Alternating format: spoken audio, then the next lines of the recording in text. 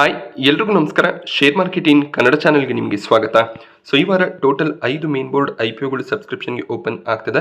ಅದರಲ್ಲಿ 3 IPOಗಳ ಡೀಟೇಲ್ ವಿಡಿಯೋನ ಆಲ್ರೆಡಿ ನಾನು ಮಾಡಿದ್ದೀನಿ. ಆ ವಿಡಿಯೋ ಲಿಂಕ್ ನಿಮಗೆ ಡಿಸ್ಕ್ರಿಪ್ಷನ್ ಬಾಕ್ಸಲ್ಲಿ ಅವೈಲೇಬಲ್ ಇರುತ್ತೆ. ಈ ವಿಡಿಯೋನಲ್ಲಿ GK ಎನರ್ಜಿ ಲಿಮಿಟೆಡ್ ಹಾಗೆಯೇ ಸಾತ್ವಿಕ್ ಗ್ರೀನ್ ಎನರ್ಜಿ ಎರಡೂ ಕಂಪನಿಗಳ ಬಗ್ಗೆ ಡೀಟೇಲ್ ಆಗಿ ಡಿಸ್ಕಸ್ ಮಾಡೋಣ. ಎರಡೂ ಕಂಪನಿಗಳು ಗ್ರೀನ್ ಎನರ್ಜಿ ಸೆಗ್ಮೆಂಟಲ್ಲಿ ಕೆಲಸ ಮಾಡ್ತಿರುವಂಥ ಕಂಪನೀಸ್ ಆಗಿರುತ್ತೆ.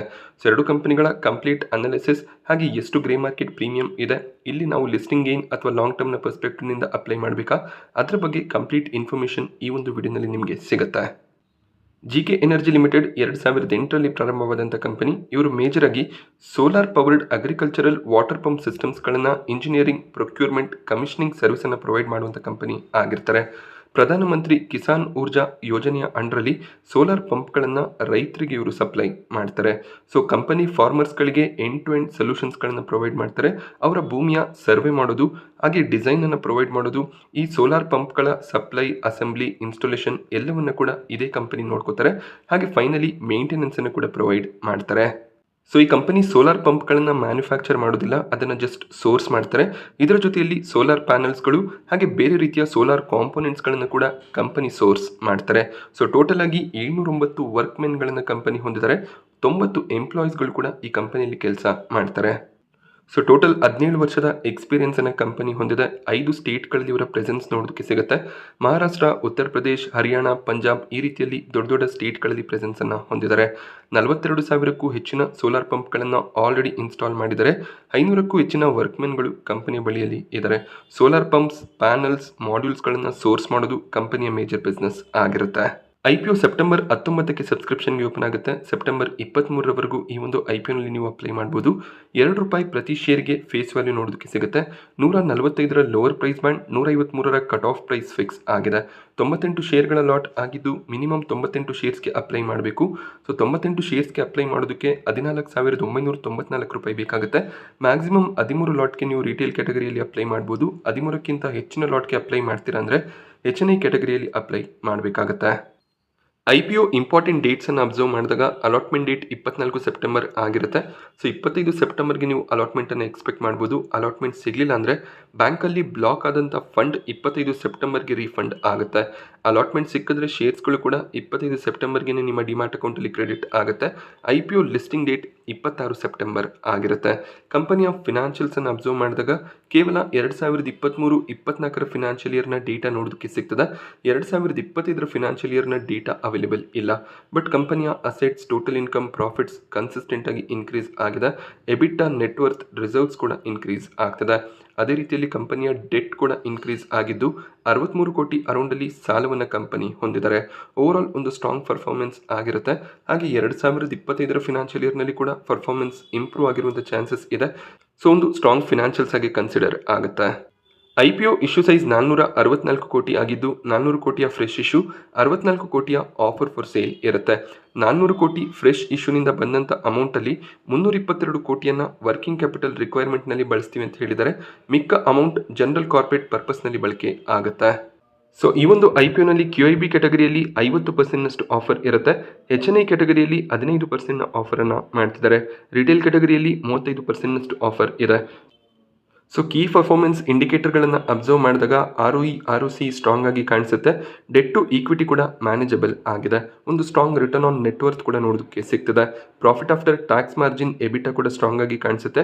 ಪ್ರೈಸ್ ಟು ಬುಕ್ ವ್ಯಾಲ್ಯೂ ಸ್ವಲ್ಪ ಎಕ್ಸ್ಪೆನ್ಸಿವ್ ಆಗಿ ಕಾಣಿಸ್ತಿದೆ. 23ರ PEಯಲ್ಲಿ ಮಾರ್ಕೆಟ್ನಲ್ಲಿ ಲಿಸ್ಟ್ ಆಗಬೇಕು ಅಂತ ಇದ್ದಾರೆ. ಈ ಕಂಪನಿಯ ಕಾಂಪಿಟೇಟರ್ಸನ್ನು ಅಬ್ಸರ್ವ್ ಮಾಡಿದಾಗ ಶಕ್ತಿ ಪಂಪ್ಸ್, ಓಸ್ವಾಲ್ ಪಂಪ್ಸ್ ಕಾಂಪಿಟೇಟರ್ಸ್ ಆಗಿರ್ತಾರೆ.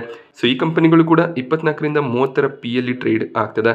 ಕಾಂಪಿಟೇಟರ್ಸ್ಗಳಿಗೆ ಕಂಪೇರ್ ಮಾಡಿದಾಗ ಸಿಮಿಲರ್ ವ್ಯಾಲ್ಯೂಷನಲ್ಲೇ GK ಎನರ್ಜಿ ಕೂಡ ತಮ್ಮ IPOನ ತರ್ತಾ ಇದ್ದಾರೆ.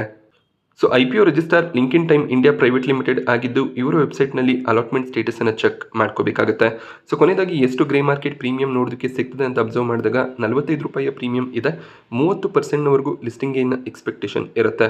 ಖಂಡಿತವಾಗ್ಲೂ ಲಿಸ್ಟಿಂಗ್ ಗೇನ್ ಪರ್ಸ್ಪೆಕ್ಟಿವ್ನಿಂದ ಈ ಒಂದು IPOನಲ್ಲಿ ಅಪ್ಲೈ ಮಾಡ್ಬೋದಾಗುತ್ತೆ. ಹಾಗೆ ಲಾಂಗ್ ಟರ್ಮ್ನ ಪರ್ಸ್ಪೆಕ್ಟಿವ್ ಇದ್ರೂ ಕೂಡ ಕ್ವಾರ್ಟರ್ಲಿ ರಿಸಲ್ಟ್ಸನ್ನು ಅಬ್ಸರ್ವ್ ಮಾಡ್ತಾ ಈ ಒಂದು ಕಂಪನಿಯನ್ನು ಲಾಂಗ್ ಟರ್ಮ್ಗೂ ಕೂಡ ಕಂಟಿನ್ಯೂ ಮಾಡ್ಬೋದು. ಗ್ರೀನ್ ಎನರ್ಜಿ ಸೆಗ್ಮೆಂಟಲ್ಲಿ ಕೆಲಸ ಮಾಡ್ತಿದ್ದಾರೆ. ಹಾಗೆ ಒಳ್ಳೆ ಒಂದು ಪ್ರಾಫಿಟಬಿಲಿಟಿ ಕೂಡ ನೋಡೋದಕ್ಕೆ ಸಿಗ್ತದೆ. ವ್ಯಾಲ್ಯೂಷನ್ ಕೂಡ ರೀಸನಬಲ್ ಆಗಿ ಕಾಣಿಸ್ತಿದೆ. ಎರಡನೇ IPO ಸಾತ್ವಿಕ್ ಗ್ರೀನ್ ಎನರ್ಜಿ ಲಿಮಿಟೆಡ್ನ IPO ಆಗಿರುತ್ತೆ. ಈ ಒಂದು ಕಂಪನಿ ಕೂಡ ಗ್ರೀನ್ ಎನರ್ಜಿ ಸೆಗ್ಮೆಂಟಲ್ಲಿ ಕೆಲಸ ಮಾಡ್ತಿದ್ದಾರೆ. 2015ರಲ್ಲಿ ಪ್ರಾರಂಭವಾದಂಥ ಕಂಪನಿ ಸೋಲಾರ್ ಮಾಡ್ಯೂಲ್ಸ್ಗಳನ್ನು ಈ ಒಂದು ಕಂಪನಿ ಮ್ಯಾನುಫ್ಯಾಕ್ಚರ್ ಮಾಡ್ತಾರೆ. ಹಾಗೆ ಇಂಜಿನಿಯರಿಂಗ್, ಪ್ರೊಕ್ಯೂರ್ಮೆಂಟ್ ಮತ್ತು ಕನ್ಸ್ಟ್ರಕ್ಷನ್ ಸರ್ವಿಸಸ್ಗಳನ್ನು ಕೂಡ ಪ್ರೊವೈಡ್ ಮಾಡ್ತಾರೆ. 2016ರಲ್ಲಿ ಸೋಲಾರ್ ಮಾಡ್ಯೂಲ್ ಪ್ರಾಡಕ್ಟ್ಸ್ಗಳನ್ನು ಕಂಪನಿ ಮ್ಯಾನುಫ್ಯಾಕ್ಚರ್ ಮಾಡೋದಕ್ಕೆ ಸ್ಟಾರ್ಟ್ ಮಾಡಿಕೊಂಡ್ರು. ಸೊ 2017ರಲ್ಲಿ ಕೆಪಾಸಿಟಿ 125 ಮೆಗಾವ್ಯಾಟ್ನಷ್ಟು ಇತ್ತು. ಅದು ಈಗ 3.8 ಗಿಗಾವ್ಯಾಟ್ಗೆ ಇನ್ಕ್ರೀಸ್ ಆಗಿದೆ. ಸೊ ಕಳೆದ 8 ವರ್ಷಗಳಲ್ಲಿ ಒಳ್ಳೆ ಒಂದು ಕೆಪಾಸಿಟಿ ಅಡಿಷನ್ ಅನ್ನು ಕಂಪನಿ ಮಾಡ್ಕೊಂಡಿದ್ದಾರೆ.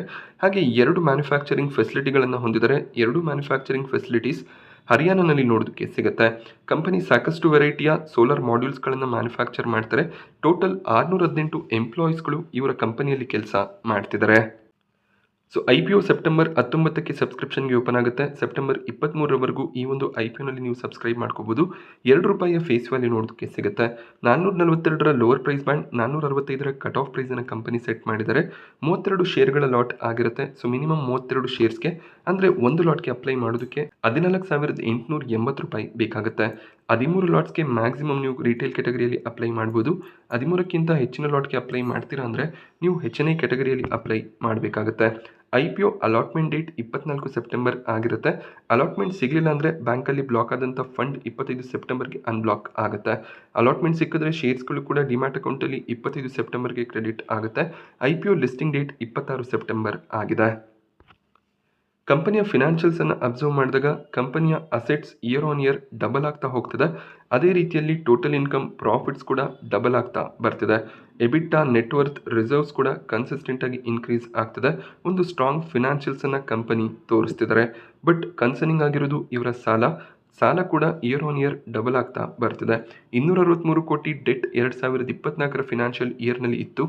ಅದು ಈಗ 458 ಕೋಟಿಗೆ ಜಂಪ್ ಆಗಿದೆ. ಸೊ ಡೆಟ್ಟನ್ನು ಕಂಟ್ರೋಲ್ ಮಾಡಬೇಕಾಗುತ್ತೆ.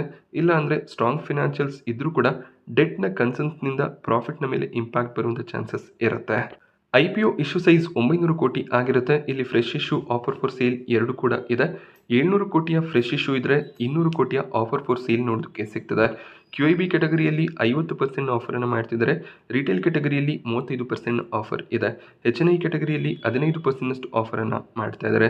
ಮೀಡಿಯಂ ಸೈಜ್ನ IPO ಆಗಿರುತ್ತೆ. ಪ್ರೀಮಿಯಂ ಅಷ್ಟು ಸ್ಟ್ರಾಂಗ್ ಇಲ್ಲ ಅಂದರೆ ಇಲ್ಲಿ ಕೂಡ ಅಲಾಟ್ಮೆಂಟನ್ನು ಎಕ್ಸ್ಪೆಕ್ಟ್ ಮಾಡ್ಬೋದಾಗತ್ತೆ. 700 ಕೋಟಿ ಫ್ರೆಶ್ ಇಶ್ಯೂನಲ್ಲಿ 477 ಕೋಟಿ ಅಮೌಂಟನ್ನು ಇವರು ತಮ್ಮ ಸಬ್ಸಿಡರಿ ಕಂಪನಿಯಲ್ಲಿ ಇನ್ವೆಸ್ಟ್ ಮಾಡಬೇಕು ಅಂತ ಇದ್ದಾರೆ.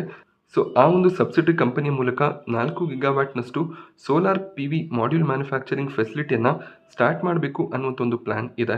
ಒಡಿಸ್ಸಾನಲ್ಲಿ ಈ ಒಂದು ಮ್ಯಾನುಫ್ಯಾಕ್ಚರಿಂಗ್ ಫೆಸಿಲಿಟಿಯನ್ನು ಸ್ಟಾರ್ಟ್ ಮಾಡುವಂಥ ಪ್ಲಾನ್ಸನ್ನು ಕಂಪನಿ ಹೊಂದಿದ್ದಾರೆ. ಇದು ಒಂದು ಸ್ಟ್ರಾಂಗ್ ಪಾಸಿಟಿವ್ ಸೈನ್ ಆಗಿರುತ್ತೆ. ಹಾಗೆ 170 ಕೋಟಿಯಷ್ಟು ಅಮೌಂಟನ್ನು ಡೆಟ್ ಕ್ಲಿಯರೆನ್ಸ್ನಲ್ಲಿ ಬಳಸಬೇಕು ಅಂತ ಇದ್ದಾರೆ. ಸಬ್ಸಿಡರಿ ಕಂಪನಿಗಳ ಮೂಲಕ ಕೂಡ ಸಾಕಷ್ಟು ಡೆಟ್ಟನ್ನು ಕಂಪನಿ ಪಡ್ಕೊಂಡಿದ್ದಾರೆ. ಅದನ್ನು ಕೂಡ ಕ್ಲಿಯರ್ ಮಾಡುವಂಥ ಪ್ಲಾನ್ ಇದೆ. ಸೊ ಡೆಟ್ ಸಾಕಷ್ಟು ಕಡಿಮೆ ಆಗುವಂಥ ಚಾನ್ಸಸ್ ಇರುತ್ತೆ. ಮಿಕ್ಕಿರುವಂಥ ಅಮೌಂಟ್ ಏನಿದೆ ಅದನ್ನು ಜನರಲ್ ಕಾರ್ಪೊರೇಟ್ ಪರ್ಪಸ್ನಲ್ಲಿ ಕಂಪನಿ ಬಳಕೆ ಮಾಡ್ತಾರೆ. ಸೊ ಕಂಪನಿಯ ಕೀ ಪರ್ಫಾರ್ಮೆನ್ಸ್ ಇಂಡಿಕೇಟರ್ಗಳನ್ನು ಅಬ್ಸರ್ವ್ ಮಾಡಿದಾಗ ಟೋಟಲ್ ಮಾರ್ಕೆಟ್ ಕ್ಯಾಪ್ 6,000 ಕೋಟಿ ಅರೌಂಡಲ್ಲಿ ನೋಡೋದಕ್ಕೆ ಸಿಗುತ್ತೆ. ಒಂದು ಸ್ಮಾಲ್ ಕ್ಯಾಪ್ ಕಂಪನಿಯಾಗಿ ಮಾರ್ಕೆಟ್ನಲ್ಲಿ ಲಿಸ್ಟ್ ಆಗ್ತಾರೆ. ROE, ROCE 60%ನ ಮೇಲೆ ನೋಡೋದಕ್ಕೆ ಸಿಗ್ತದೆ.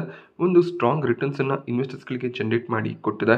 ರಿಟರ್ನ್ ಆನ್ ನೆಟ್ವರ್ತ್ ಕೂಡ 63%ನ ಅರೌಂಡಲ್ಲಿ ಇದೆ. ಡೆಟ್ ಟು ಇಕ್ವಿಟಿ ಸ್ವಲ್ಪ ಎಕ್ಸ್ಪೆನ್ಸಿವ್ ಆಗಿ ಕಾಣಿಸುತ್ತೆ. ಸೊ 1.36ರ ಡೆಟ್ ಟು ಇಕ್ವಿಟಿ ಇದೆ. ಒಂದಕ್ಕಿಂತ ಹೆಚ್ಚಿನ ಒಂದು ಡೆಟ್ ಟು ಇಕ್ವಿಟಿ ರೇಷಿಯೋ ಇದ್ದರೆ ಅದು ಅಷ್ಟು ಸ್ಟ್ರಾಂಗ್ ರೇಷಿಯೋ ಆಗಿರೋದಿಲ್ಲ. ಪ್ರೈಸ್ ಟು ಬುಕ್ ವ್ಯಾಲ್ಯೂ ಕೂಡ ಎಕ್ಸ್ಪೆನ್ಸಿವ್ ಆಗಿ ಕಾಣಿಸುತ್ತೆ. ಸೊ 43ರ ಪ್ರೈಸ್ ಟು ಬುಕ್ ವ್ಯಾಲ್ಯೂ ನೋಡೋದಕ್ಕೆ ಸಿಗ್ತದೆ. ಸೊ ಇದು ಕೂಡ ಅಷ್ಟು ಪಾಸಿಟಿವ್ ಸೈನ್ ಅಲ್ಲ. ಬಟ್ PEಯನ್ನು ಅಬ್ಸರ್ವ್ ಮಾಡಿದಾಗ 27ರ PEಯಲ್ಲಿ ಮಾರ್ಕೆಟ್ನಲ್ಲಿ ಲಿಸ್ಟ್ ಆಗಬೇಕು ಅಂತ ಇದ್ದಾರೆ. ಅದಕ್ಕೆ ರೀಸನ್ ಕಂಪನಿಯ ಪ್ರಾಫಿಟ್ಸ್ ಕನ್ಸಿಡರಬ್ಲಿ ಇನ್ಕ್ರೀಸ್ ಆಗ್ತಾ ಬರ್ತಿದೆ. ಆದ್ದರಿಂದ ವ್ಯಾಲ್ಯೂಯೇಷನ್ ಚೀಪ್ ಆಗಿ ಕಾಣಿಸುತ್ತೆ. ಕಂಪನಿಯ ಕಾಂಪಿಟೇಟರ್ಸನ್ನು ಅಬ್ಸರ್ವ್ ಮಾಡಿದಾಗ Waaree energies, RS premier energies competitors ಆಗಿರ್ತಾರೆ. ಹಾಗೆ ರೀಸೆಂಟಾಗಿ ಮಾರ್ಕೆಟ್ನಲ್ಲಿ ಲಿಸ್ಟ್ ಆದಂಥ ವಿಕ್ರಮ್ ಸೋಲಾರ್ ಕೂಡ ಇವರಿಗೆ ಕಾಂಪಿಟೇಟರ್ ಆಗ್ತಾರೆ. ಸೊ ವಾರಿ ಎನರ್ಜೀಸ್, ಪ್ರೀಮಿಯರ್ ಎನರ್ಜೀಸ್ 50ರ PEಯಲ್ಲಿ ಟ್ರೇಡ್ ಆಗ್ತದೆ. ಈ ಕಂಪನಿ 25ರ PEಯಲ್ಲಿ IPOನ ತರ್ತಾ ಇದ್ದಾರೆ. ಸೊ ವ್ಯಾಲ್ಯೂಯೇಷನ್ ಜಸ್ಟಿಫೈ ಆಗುತ್ತೆ. ಹಾಗೆ ಕಂಪನಿಯ IPO register caffeine technologies limited ಆಗಿದ್ದು ಅವರ ವೆಬ್ಸೈಟ್ನಲ್ಲಿ ಅಲಾಟ್ಮೆಂಟ್ ಸ್ಟೇಟಸನ್ನು ಚೆಕ್ ಮಾಡಬೇಕಾಗತ್ತೆ.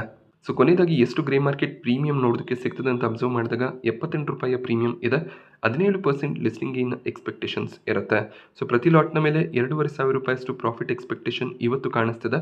ಕೊನೆ ದಿನದವರೆಗೂ ವೆಯ್ಟ್ ಮಾಡಿ. ಇಷ್ಟೇ ಪ್ರೀಮಿಯಮ್ಸ್ ಕಾಣಿಸಿದ್ರೆ ಖಂಡಿತವಾಗ್ಲೂ ಲಿಸ್ಟಿಂಗ್ ಗೇನ್ ಪರ್ಸ್ಪೆಕ್ಟಿವ್ನಿಂದ ಅಪ್ಲೈ ಮಾಡ್ಬೋದು. ಇದು ಕೂಡ ಗ್ರೀನ್ ಎನರ್ಜಿ ಸೆಗ್ಮೆಂಟ್ನಲ್ಲಿ ಬರುವಂಥ ಕಂಪನಿ ಆಗಿರೋದ್ರಿಂದ ಲಾಂಗ್ ಟರ್ಮ್ನ ಪರ್ಸ್ಪೆಕ್ಟಿವ್ನಿಂದ ಕೂಡ ಅಪ್ಲೈ ಮಾಡ್ಬೋದಾಗುತ್ತೆ. ಫಿನಾನ್ಷಿಯಲ್ಸ್ ಕನ್ಸಿಸ್ಟೆಂಟ್ ಆಗಿ ಸ್ಟ್ರಾಂಗ್ ಆಗಿ ಕಾಣಿಸ್ತಿದೆ. ಹಾಗೆ ವ್ಯಾಲ್ಯೂಷನ್ ಕೂಡ ಜಸ್ಟಿಫೈ ಆಗ್ತಿರೋದ್ರಿಂದ ಲಾಂಗ್ ಟರ್ಮ್ನ ಕನ್ಸಿಡ್ರೇಷನ್ನ ಕೂಡ ಇಟ್ಕೋಬೋದು. ಬಟ್ ಎಲ್ಲ ಐ ಪಿ ಒಗಳ ರೀತಿಯಲ್ಲಿ ಕ್ವಾರ್ಟರ್ ಆನ್ ಕ್ವಾರ್ಟರ್ ಪರ್ಫಾರ್ಮೆನ್ಸನ್ನು ಅಬ್ಸರ್ವ್ ಮಾಡಿ ಕಂಪನಿಗೆ ಆರ್ಡರ್ಸ್ ಕನ್ಸಿಸ್ಟೆಂಟ್ ಆಗಿ ಸಿಗ್ತಿದೆಯಾ ಅದನ್ನು ನೋಡಿ ಲಾಂಗ್ ಟರ್ಮ್ ಡಿಸಿಷನನ್ನು ತಗೋಬೇಕಾಗತ್ತೆ. ಸೊ ಶುಕ್ರವಾರ ಓಪನ್ ಆಗ್ತಿರುವಂಥ ಈ ಎರಡು ಐ ಪಿ ಒಗಳು ಗ್ರೀನ್ ಎನರ್ಜಿ ಸೆಗ್ಮೆಂಟ್ನ ಐ ಪಿ ಒಸ್ ಆಗಿದ್ದು ಲಾಂಗ್ ಟರ್ಮ್ನ ಪರ್ಸ್ಪೆಕ್ಟಿವ್ನಿಂದ ಕೂಡ ಒಳ್ಳೆ ಒಂದು ಬೆಟ್ ಆಗ್ಬೋದು. ಹಾಗೆ ಒಳ್ಳೆ ಒಂದು ಲಿಸ್ಟಿಂಗ್ ಗೇನ್ನ ಪರ್ಸ್ಪೆಕ್ಟಿವ್ಸ್ ಕೂಡ ಇದೆ. ಲಿಸ್ಟಿಂಗ್ ಗೇನ್ನ ಪರ್ಸ್ಪೆಕ್ಟಿವ್ನಿಂದ ಕೂಡ ಈ ಎರಡು ಐ ಪಿ ಒಗಳಲ್ಲಿ ನೀವು ಅಪ್ಲೈ ಮಾಡ್ಬೋದಾಗತ್ತೆ. ಸೊ ಈ ಎರಡು ಐ ಪಿ ಒಗಳ ಬಗ್ಗೆ ನಾನು ನಿಮಗೆ ತಿಳಿಸ್ಕೊಟ್ಟಂಥ ಮಾಹಿತಿ ಇಷ್ಟ ಆದರೆ ವಿಡಿಯೋನ ಲೈಕ್ ಮಾಡಿ. ಹಾಗೆ ಇದೇ ರೀತಿಯ I P O reviews market ಅಪ್ಡೇಟ್ಸ್ಗಳಿಗೋಸ್ಕರ ಚಾನಲ್ನ ಸಬ್ಸ್ಕ್ರೈಬ್ ಮಾಡ್ಕೊಳ್ಳಿ. Thank you friends.